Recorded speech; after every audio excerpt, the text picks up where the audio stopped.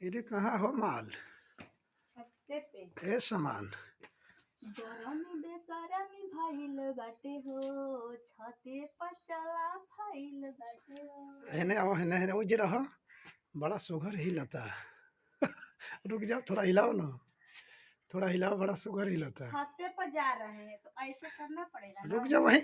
अरे यार मैं भी आ रहा हूँ। बड़ा कंटाप लागत है जहाँ। कंटा बड़ा कंटाप मन करता एकदम, मने मन मिजाज हमारा अपना में नहीं खे। पहले अपन बखरा हमारे बुखार भइल बा। तो बखरवा तो तबे संभरी जब तोरा संपर्क में जाई। सुना हो ए माल, ना ए मॉडल, ए धन, आओ ना प्लीज, एक बार आ जाओ। एक बार तड़पाओ ना जला तो हम